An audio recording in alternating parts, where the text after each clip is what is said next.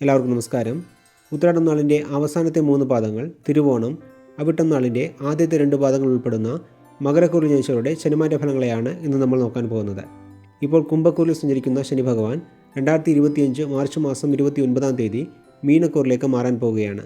2017-ൽ 7 ശനി തുടങ്ങിയത് മുതൽ ഒരുപാട് ബുദ്ധിമുട്ടുകൾ അനുഭവിക്കേണ്ടി വന്ന മകരക്കൂറുകാർക്ക് ശനി 3-ാം ഭാവമായ മീനത്തിലേക്ക് മാറുമ്പോൾ 7 ശനി കാലം അവസാനിക്കുന്നതാണ്.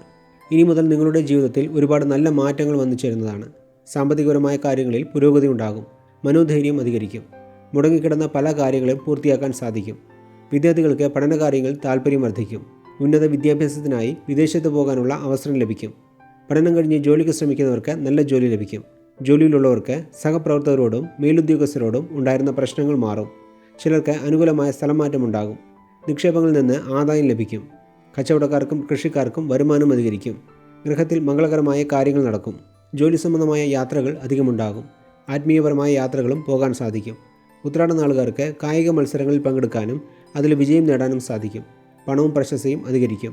ചിലർക്ക് ലോട്ടറി അടിക്കുന്നത് പോലെ പെട്ടെന്നുള്ള ധനലാഭവും ലഭിക്കുന്നതാണ്.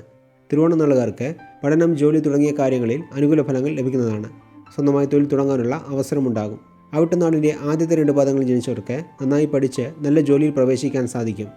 മൊത്തത്തിൽ നോക്കുമ്പോൾ വരാൻ പോകുന്ന വ്യാഴമാറ്റവും രാഹുകേതു മാറ്റവും അത്ര അനുകൂലമല്ലെങ്കിലും ശനിമാറ്റം മകരക്കൂറുകാർക്ക് വളരെ നല്ല ഫലങ്ങളെ നൽകുന്നതാണ് എന്ന് പറഞ്ഞുകൊണ്ട് മകരക്കൂറിൽ ജനിച്ചവർക്കായുള്ള ശനിമാറ്റ ഫലങ്ങളെ ഇവിടെ നിർത്തുന്നു. അടുത്ത വീഡിയോയിൽ കുംഭക്കൂറിൽ ജനിച്ചവരുടെ ഫലങ്ങളെ നോക്കാം. അതുവരെ എല്ലാവർക്കും നന്ദി, നമസ്കാരം.